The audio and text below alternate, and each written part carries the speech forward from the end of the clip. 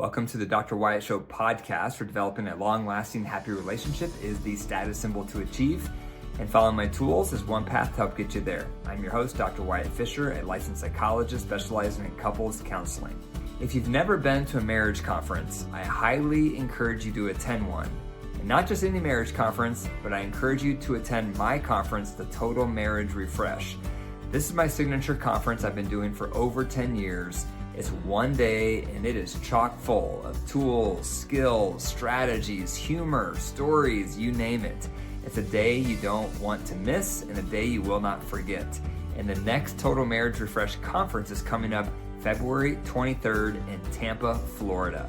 So if you live near Florida, if you want to travel to Florida, I'd love to meet you there. I'm with you all day long, helping you through step by step everything that you're learning.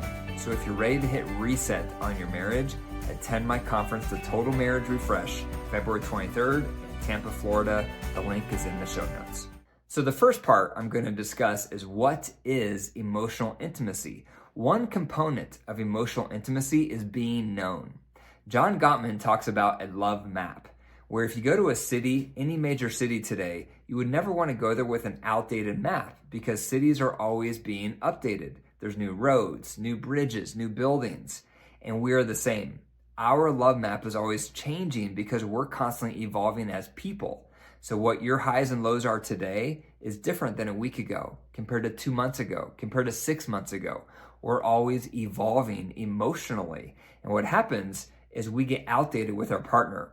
We have an outdated love map. We think we know our partner. We think we know what's going on within them, but we really don't. We get outdated. And when you start feeling like your partner doesn't really know you, they really don't know what's going on inside of you, it creates loneliness.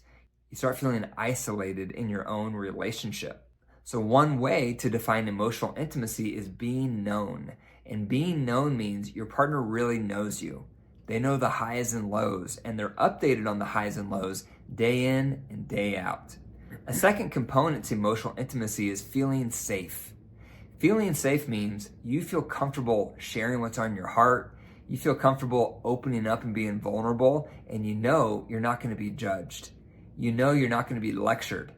You know you're not going to be fixed, but instead you're going to feel supported, and that creates safety. Safety to open up, safety to really be you, safety to share your true colors. The more you feel safe in a relationship, the more you let your guard down, the more you let your walls down. Because all of us want to feel unconditionally loved, and that's a vital component to emotional intimacy. A third piece to emotional intimacy is being understood.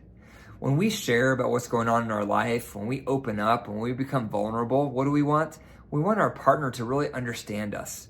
We want them to put themselves in our shoes. We want them to see the world through our lens and be able to really get it, to really see why we're feeling what we're feeling. And that creates a feeling of, I'm understood here. You get it. You understand where I'm coming from. You can see things from my perspective. That creates this feeling of, I am understood. Now, why do you need emotional intimacy? The first reason you need it is it's good for you. Research shows that the more you open up and share what's going on in your life instead of bottling it up, the better your mental and physical health. Because when we bottle things up, it's not healthy. It's not good for us. It creates stress. And then we're going to act out in some other way to deal with that stress. So instead, if we can learn to open up and be more transparent and be more authentic about what we're going through day in and day out, that's healthy for you. That's why they say it's healthy to journal for the same reason. Because when you're journaling, you're getting things out. You're getting it on paper so that it's not stored up. And when you get things out, first of all, it feels better. Second of all, you can think about it differently. It's different when things are stored up in your head compared to when you say it out loud. Just hearing things said out loud will make you look at it differently. So for emotional intimacy, it's not just for your partner, it's actually for you. Learning how to share, learning how to open up. The second reason you need emotional intimacy is because it's probably your partner's top need. Most marriages involve one partner who has a top need of emotional intimacy. So if it's not your natural bent, but it is your partner's, you have your work cut out for you. You have to figure out what that means, how to provide it, what it looks like, because if it's your partner's top need, you need to learn how to do it. You need to learn how to provide it, just like you want them to learn how to provide your top needs. So avoid the posture of emotional intimacy is not who I naturally am, so I can't provide that for you. That's not going to fly. If it's a need for your partner, it doesn't matter if it's natural for you or not. What matters is that it's a need for your spouse, so you need to learn how to provide it better than you do. Because learning how to provide your partner's top needs, learning how to improve in them, learning how to sensitively and consistently give it to them is vital for you having a healthy relationship. That's going to make them feel like they can trust you, and it's going to motivate them to do the same thing with your top needs. I've been in this situation myself because my wife loves emotional intimacy, and it's not my natural bent. I'm much more left-brained, analytical, problem solver, but she loves to discuss feelings. She wants me to provide empathy. She wants me to share my feelings. And a lot of times I have to really think about what have I been feeling today. I don't live in my emotions. Therefore, I've had to learn how to focus on what have I been feeling today and why have I been feeling those things? And how can I become a more sensitive listener to my spouse instead of just wanting to fix it all the time? I've had to work on this not only because I know it's good for me, but also because I know it's my partner's top need and I want to be a good spouse for her. A third reason why you need emotional intimacy is because it's a prerequisite before physical intimacy. If you're high libido, pay attention. You have to cultivate an environment of emotional intimacy in your relationship to optimize the likelihood of your partner being open to physical intimacy. If your spouse needs emotional intimacy, you can guarantee they are not going to be open to physical intimacy until they feel emotionally connected first. Now, hopefully you're paying attention because you have to put two and two together and realize we are not going to be having physical intimacy in this relationship unless my spouse feels emotionally connected, unless they feel emotionally tight, unless they feel emotionally secure with me. They're not going to be open to the physical. Therefore, we have to be nurturing that emotional intimacy on a daily, weekly, monthly basis so that it becomes the fabric of our relationship. It becomes the culture. It becomes the backdrop. Then physical intimacy becomes the events. So now you're probably wondering, how do we get more emotional intimacy? If it's so important and we need it for all these different reasons, how do we get it? How do we get more of it? One way is increase your quality time with your partner. Just spending more time together, undivided attention with your phones off, TVs are off, kids are away, just hanging out together, doing activities together, doing hobbies together. That in and of itself will help you feel closer with your partner, and that will help you feel more emotionally connected as well. Second, increase your sharing. Prioritize quality time where you take turns asking each other what's been on your head and heart today. You want to ask intentionally about your partner's day, their highs, their lows, what have they been feeling? And when they ask you those questions, you have to increase your sharing because emotional intimacy is not developed just from becoming a better listener. It's also developed by becoming a better sharer. And so if you're not used to sharing, if you're not used to opening up, that's going to be a big hurdle for you.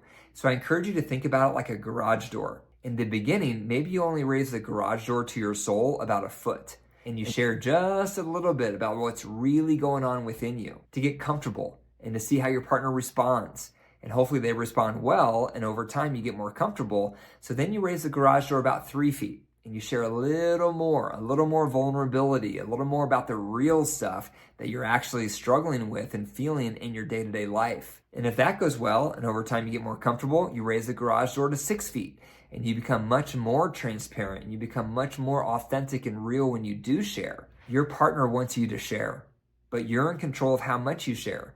And especially if you don't have a background sharing, it's going to be uncomfortable at first. It's going to feel awkward. You're going to feel like a fish out of water. But remember, you're in control, and just slowly, gradually over time, lift that garage door to your soul so your partner can see more and more inside of you. 3, increase your empathy. You have to become a master of empathizing with your partner. I'm a fixer by nature.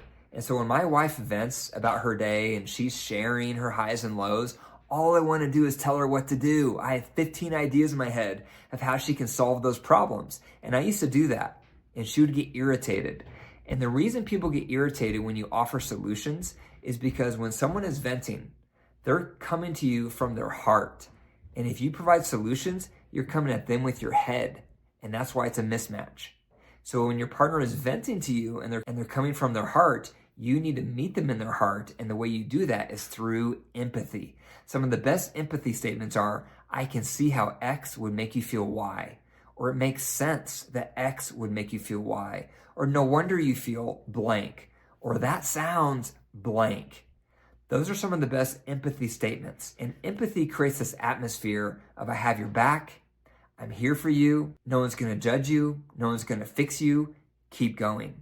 That's the atmosphere you wanna create for your partner when they're sharing about their day. And also, think about empathy as a math problem. So when you're listening to your partner vent from the day, be listening for two things. The first thing is what is coming out of their mouth. The second thing is who is this person speaking to me? What have they been through in life? What are their scars? What are their insecurities? What are their traumas? What are their needs? What are their values?